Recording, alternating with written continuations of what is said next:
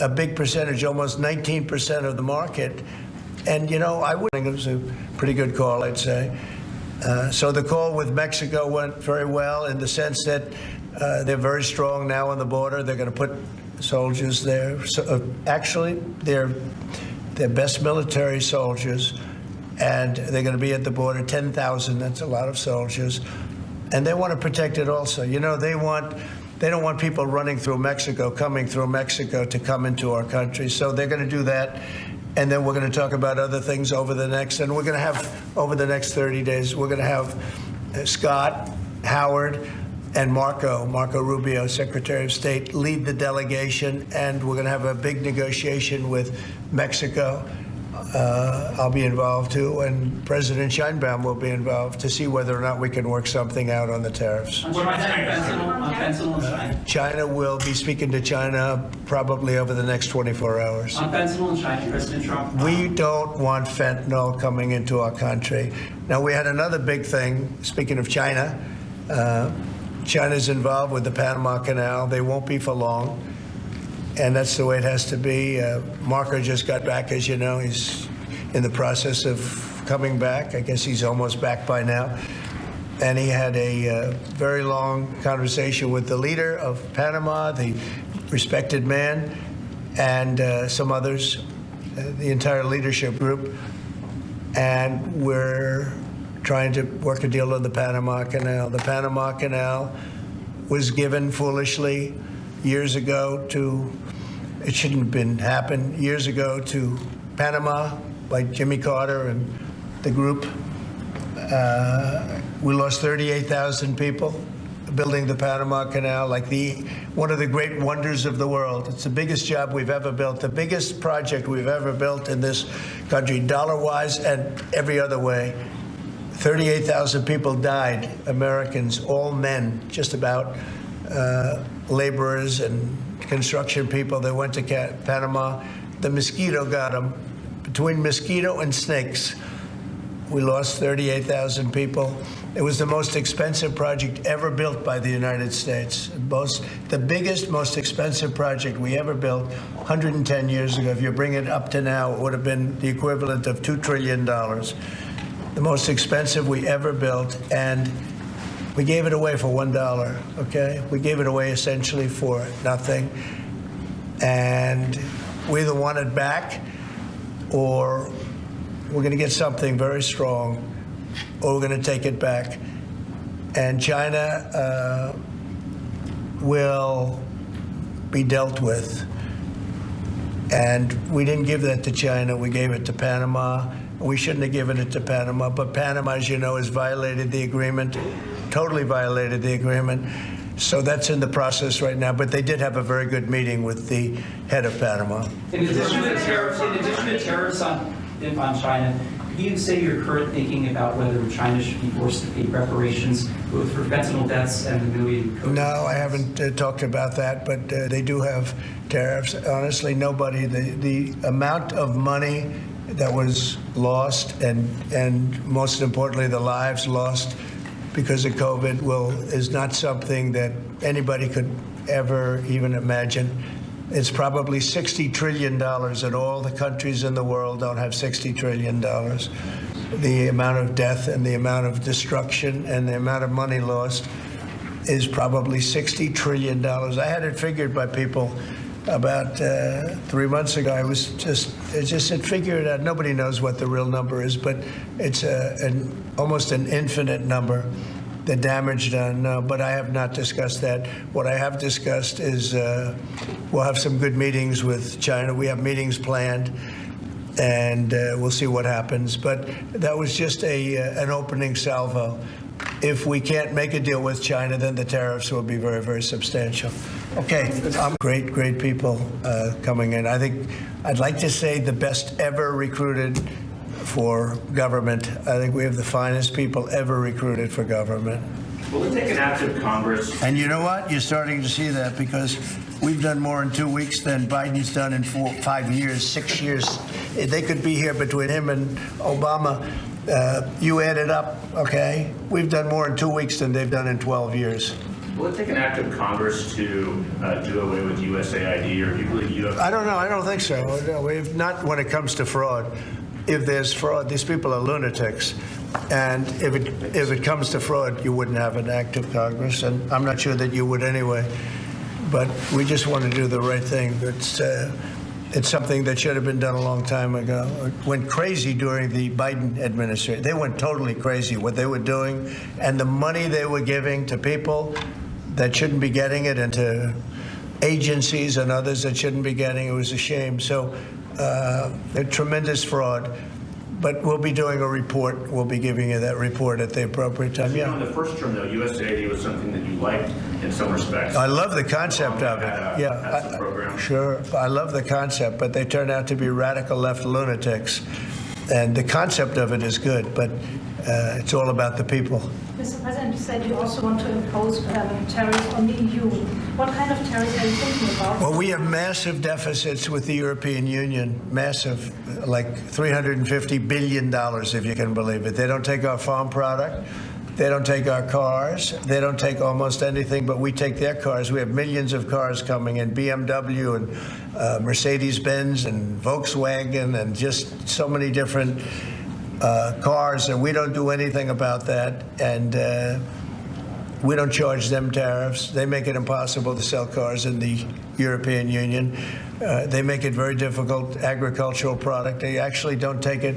And they have a lot of excuses. Some of them are the pesticides and the different chemicals used. And Bobby Kennedy actually is looking at that very, very seriously, because maybe it's not necessary to use all of that. You know, we want to be the healthiest country, and we're not. We spend more money on food than anybody else in terms of its creation, but we're not the healthiest country. So maybe there is something to the fact that we shouldn't be using so much chemical, and maybe that'll stop. But Bobby Kennedy is the one, because he is not a believer in all of the things we have done, and neither are the Europeans. So we'll see what happens. But they use it as an excuse not to buy our product. And I asked a couple of the leaders, I don't want to use names, but how many Chevrolets or Fords do you see in the middle of Munich? And the answer is none, because they don't take any cars. They don't take anything. So the European has abused the United States for years, and they can't do that. And they want to make a deal. Let me tell you, in all cases, they all want to make deals. There's nobody that doesn't want to make deals. They've been abusers, and they want to make deals. So we'll see about that. But we'll have, I think, some very fair. All we want is a fair deal. And, you know, there's a word, reciprocal. I'd go right now, reciprocal tariffs on everybody, because many of the countries that you feel so horrible about, the way they're being treated by Trump, you're saying, oh, President Trump is so terrible to them. Well, they charge us tariffs. European Union has a VAT tax, which is through the roof, okay? It's a similar thing, similar to a tariff. It's a VAT. And they have it, and it's numbers like you wouldn't believe. And Canada, I told you about the banks, and I told you they charge us. And people don't say that. They don't like to say it. Just like they don't like to say that I opened up the water for California. It's a great thing. It's too bad they didn't do it themselves. I had to do it, and it was not easy. We did it a very rough way, and I didn't like to do it a rough way. We shouldn't have to do it a rough way.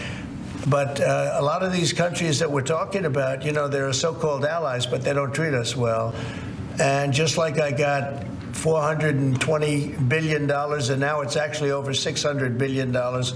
The Secretary General of NATO came in 2 weeks ago, and he said it was a miracle when Trump came in, when President Trump came into NATO. He said it was $636 billion by saying to them, no, you have to pay. And if you don't pay, we're not going to be there for you. You know, somebody has to say it, and they paid. And it was a large amount of money. And one of the problems we have with the Russia-Ukraine situation is that we wanted to see some equalization, because we're in for close to $300 billion, and they're in for $200 billion less. Why are they in for less? Because Biden never asked them for money. He never said, you got to pay. He never did. All he did is hand out money. So we're talking with them right now, and we're actually working some deals right now. So we have some guarantees and some other things to keep that whole situation to go, really going. I mean, going. We're telling Ukraine they have very valuable rare earth. We want what we put up to go in terms of a guarantee. We want a guarantee. We're handing them money hand over fist. We're giving them equipment. European is not keeping up with us. They should equalize. And look, we have an ocean in between. They don't. It's more important for them than it is for us. But they're way below us in terms of money. And they should be paying at least equal. They should really be paying much more than us, but let's say equal to us, and they're billions and billions of dollars below. So we're looking to do a deal with Ukraine where they're going to secure what we're giving them with their rare earth and other things. Mr. President, they just a deal with Mexico this morning. Was that partially related to the market reaction and a criticism from Mr. Murdoch's own newspaper? He called it the dumbest trade war on the editorial page on Saturday. I'm going to have to talk to him. I've been right over the Wall Street Journal many times, I will tell you.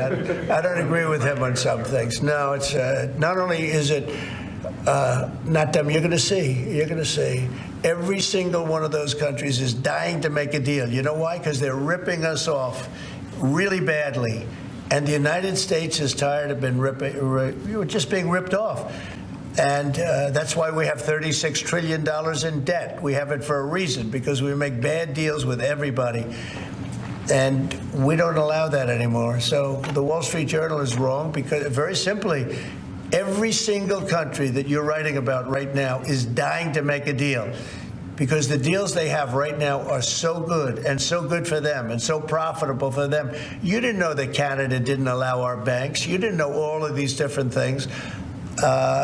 And I think in the end, you're going to see that either very, very substantial tariffs are going to be paid by them, or they're going to make some kind of a deal. Sorry, or did Mexican President Sheinbaum? Did what? Did you blink this morning? There was no blinking. No, she's a wonderful woman, but she did agree to 10,000 soldiers on the border. I would say that's a lot. Would you say that's pretty good? 10,000 soldiers on the border? Sir, and the 10,000 soldiers are going to keep illegal aliens out, and they're going to keep them out, seriously out, and otherwise they're going to have a big penalty. Mexico's going to be penalized. They're not going to come through Mexico anymore, and they're not going to let the fentanyl come in from China. And China hopefully is going to stop sending us fentanyl. And if they're not, the tariffs are going to go substantially higher. Sir, just to clarify what you said about Ukraine earlier, the rare earths, is that something you want them to give the rare earths to the United States? Yeah. Okay. I want to have security of rare earth. We're putting in hundreds of billions of dollars. They have great rare earth, and I want security of the rare earth. And they're willing to do it.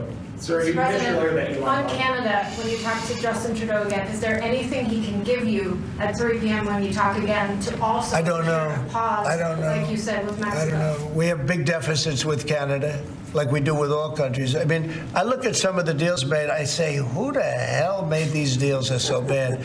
But with Canada, I have a talk with him, and you maybe know or maybe not. We're going to meet again or talk again at 3 o'clock, right after my next meeting, and we'll see what happens. I can't tell you what's going to happen. You mentioned that he could agree to change your mind on the tariff. Well, we can always, look, what I'd like to see, Canada become our 51st state. We give them protection, military protection. We don't need them to build our cars. I'd rather see Detroit or South Carolina or any one of our, Tennessee, any one of our states build the cars. They could do it very easily. We don't need them for the cars. We don't need them for lumber. We don't need them for anything. We don't need them for energy. We have more energy than they do. We don't need them for energy. So I say, why are we doing this? Why are we willing to lose between $100 billion and $200 billion a year? We don't need them. As a state, it's different. As a state, it's much different. And there are no tariffs. So I'd love to see that, but some people say that would be a long shot. If people wanted to play the game right, it would be 100% certain that they'd become a state. But a lot of people don't like to play the game because they don't have a threshold of pain. And there would be some pain, but not a lot. The pain would be really there. So we're going to meet again by phone at 3 o'clock, and we'll let you know what On it is. Israel, President Trump, you're referring to Benjamin Netanyahu. Coming in tomorrow. Yes, you've mentioned in the past you're concerned about Israel being too small geographically. Would you support annexation of parts of the West Bank by Israel? Well, I'm not going to talk about that. It certainly is a small. It's a small country in terms of land. See this pen, this wonderful pen? My desk is the Middle East. And this pen, the top of the pen, that's Israel. That's not good, right? You know, that's a pretty big difference. I use that as an analogy. It's pretty accurate, actually. It's a pretty small piece of land. And it's amazing that they've been able to do what they've been able to do when you think about it. There's a lot of good, smart brain power. But it is a very small piece of land, no question about it. Mr. President, you said earlier that Elon Musk is doing everything with your say-so. So is there everything that he has done thus far, going to all the agencies, shutting off access, getting access to federal payments, that all has yours? You're okay with all of that? For the most part, yeah. If there was something that didn't have my okay, I'd let you know about it really fast. And you said there's some areas where you wouldn't let him work because he has conflicts of interest. If there was a no, I haven't seen that. And he would know not to do it. So we haven't had that yet. But if there was a conflict, we would let him work in that And area. earlier you said with regard to Panama that they were going to make a deal where the U.S. was going to take it. How long do they have to make that sort of deal? And are you still leaving on the table? We're going to meet with Panama on Friday at about 3:30 in the afternoon by phone, and maybe there'll be some representatives at, here or there. But we're going to be talking to Panama on Friday, essentially. And they've agreed to certain things, but I'm not happy with it. On the Middle East, Mr. President, if I may, do you still have doubts that the ceasefire will hold? On what? On the Middle East, do you think the ceasefire will hold? I have no assurances that it'll hold. I mean, I've seen people brutalized. Nobody's ever seen anything like it. No, I have no guarantees that the peace is going to hold. Steve, you might want to say something about that. Steve Whitcock. It's holding so far. So, and we're certainly hopeful, and that's the president's direction. Get the hostages out, save lives, and come to hopefully a peaceful settlement of it all. So far it's holding. Mr. President, on a different topic, questionnaires have been going out to FBI agents across the country who were involved potentially in the investigation. Do you believe anyone involved at any level should be fired, sir? Well, I think the FBI was a very corrupt institution, and I'm a victim of it in a true sense. I was able to beat it, but other people have been treated horribly. I think the FBI had a great reputation. I think its reputation was really damaged badly, as is DOJ. Look at what they've done in terms of weaponization. Look at what they've done to a political opponent. Probably got me elected by what they did, or I think I was doing well anyway, but they might have got me elected. But you know what? We have to have pristine, beautiful, perfect law enforcement. And what we want to do, and Cash is the one to do it. He's the one guy that is going to do it. We have to bring the reputation of the FBI. We have to bring the fact of the FBI back to what it could be. Not even to what it was, even better than it ever was.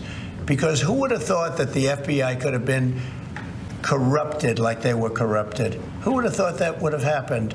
Who would have thought they would have been used to go after, political opponents, essentially, but me being the number one, and so many other things beyond that. And they've been hurt very badly, and we'll see what happens. But Cash is the one to do it, and I hear he's doing very well. Cash will straighten it out. We have great confidence that we can make the FBI great again. Okay, one or two more and we'll be done. Tulsi Gabbard's nomination is... Say it? Tulsi Gabbard? Yeah, I think Tulsi's going to be doing okay. I'm not sure. I can't guarantee anything, but she's liked by so many people, especially people in the military and law enforcement. She has a little bit of trouble with some senators over her thoughts on Edward Snowden. I know Snowden, you've mentioned in the past you're thinking about pardoning him. Are you still, and what do you think about that? No, I don't talk about it right now. I just, people feel very differently. Some people think he should be pardoned, and some people think it would be a terrible thing to do, but I don't get involved in that. Mr. President, what are you discussing with Mr. Murdoch and Ms. Kelsey? Just respect. I have great respect for Rupert Murdoch. I disagree with him a lot of times with the Wall Street Journal, but that's all right. We've disagreed before, but And I'm sure they didn't have any idea what they were talking about, because already you see what's happening. Look at Colombia. Look at what happened with that. Everybody said that with Colombia it was going to be a disaster. In 1 hour, everything was settled. You know why? Tariffs. Tariffs. Without tariffs, they wouldn't have been the same way. They would not have treated me the way they treated me, which was extremely nicely. And I don't want to use countries, I don't want to use names, but tariffs are very powerful, both economically and in getting everything else you want. Tariffs for us, nobody can compete with us because we're the pot of gold. But if we don't keep winning and keep doing well, we won't be the pot of gold, and then tariffs won't be so good for us. But when you're the pot of gold, the tariffs are very good. They're very powerful, and they're going to make our country very rich again. Thank you very much, everybody. Thank you, guys. Thank you, guys. Let's go.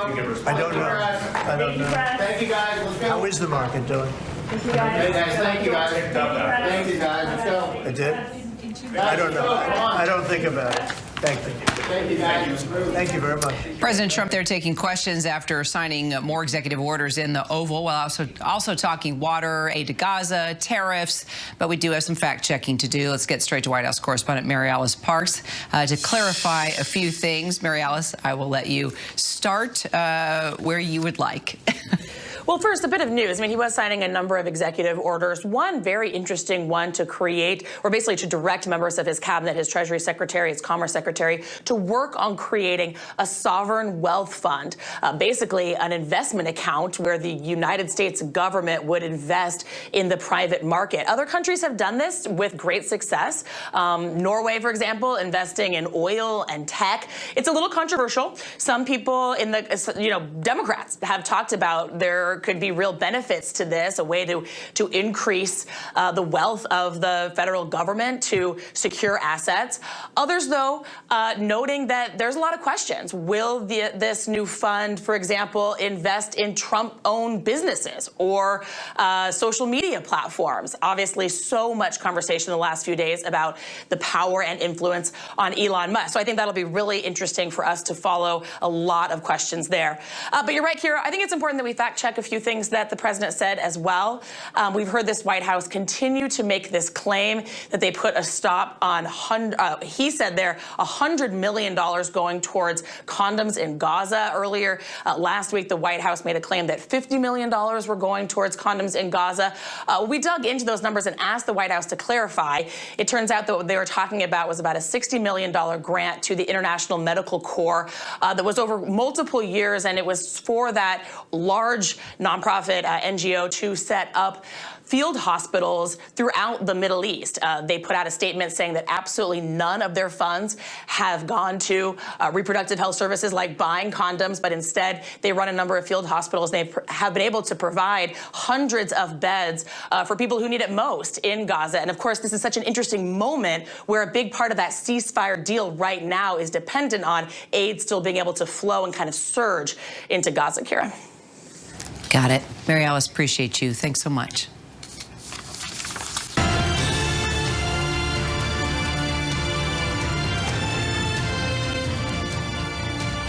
Let's talk more about the deal to delay tariffs from a showdown to slow your roll. Presidents Donald Trump and Claudia Sheinbaum talked tariffs and agreed to a temporary truce.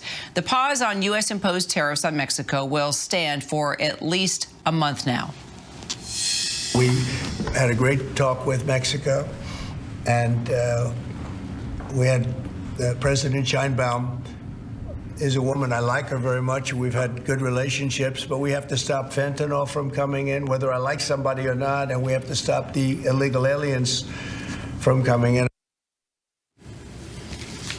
It's a quid pro quo where Sheinbaum has agreed to reinforce the Mexico-U.S. border with 10,000 National Guard troops immediately. In return, President Trump, who originally planned on putting into place 25% tariffs on goods from Mexico, will actually hold off on that plan. As for placing the same tariffs on products from Canada, well, Trump has a call later this afternoon, probably around 3 p.m. Eastern Time, with Canadian Prime Minister Justin Trudeau.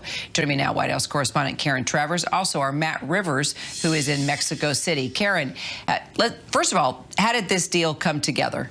They spoke on the phone earlier today, President Trump and the president of Mexico. He talked there and talked about what a good call it was, that he has respect for her. He had earlier today, Kira, described that phone call as a very friendly conversation. But the president was very clear at the end of that very long Q&A with reporters in the Oval Office. He said that in 1 hour, everything was settled. And he said it all comes down to one word, tariffs, which he said are a powerful tool to getting what you want. He had put in place that threat of a 25% tariff on all Mexican products coming into the United States that was expected to go into effect tomorrow. He was very clear there in the Oval Office, too, when reporters were asking him about it, that this doesn't mean they're off the table entirely. He was saying they're on pause right now because of that conversation where the Mexicans said that they're now going to send 10,000 troops to their northern border and work harder, in his view, on the flow of drugs across into the United States. But Kira, it's not clear still on what the president exactly wants to see, what metrics he will look at in a month's time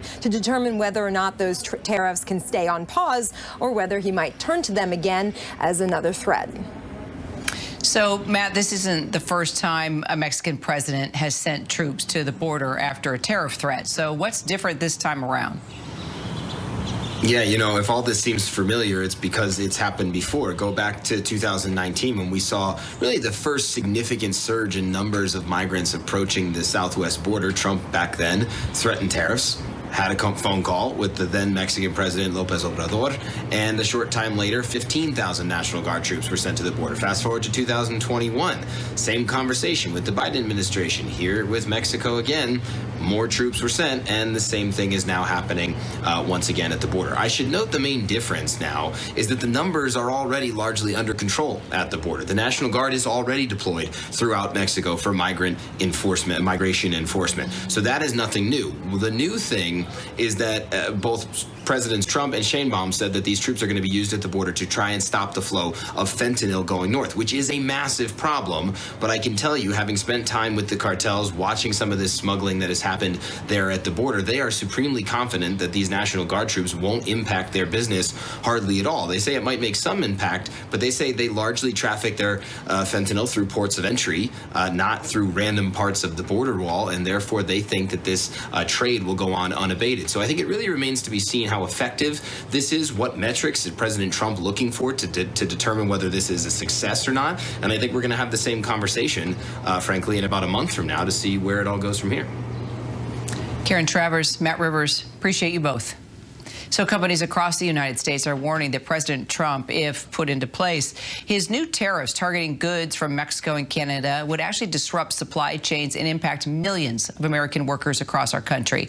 The National Association of Manufacturers issuing a statement saying the ripple effects will be severe, particularly for small and medium-sized manufacturers that lack the flexibility and capital to rapidly find alternative suppliers. The CEO of the National Association of Manufacturers, Jay Timmons, joins me now. So, Jay, if you don't mind, let's talk specifics so people understand what we're talking about and the ripple effects that you say these tariffs would make on supply chains. Give us examples of actual services, goods, products. Yeah, I think before I do that, I think you have to lay the groundwork for what makes manufacturing successful and competitive.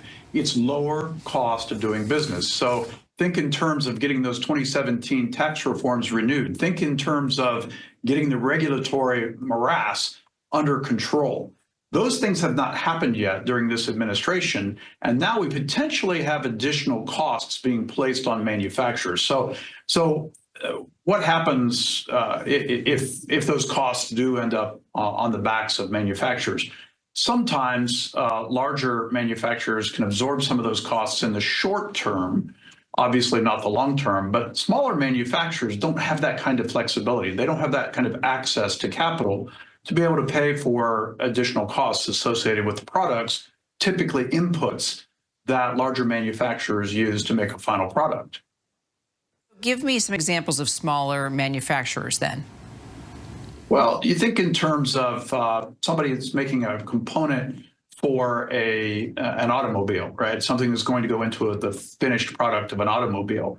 They may need to bring something in from Canada or Mexico to put inside of their part that's going inside of the vehicle, the final assembled vehicle. So that will drive up their cost. Also, the uncertainty over whether there's going to be a tariff now or perhaps a month from now, if we're talking about Mexico, it gives them it's kind of an inability to plan on what costs that they're going to be faced with.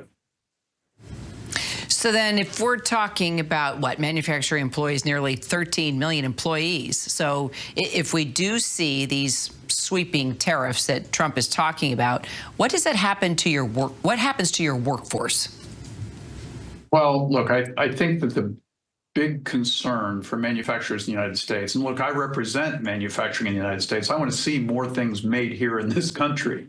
But again, we need the right environment economically. We need to bring costs down.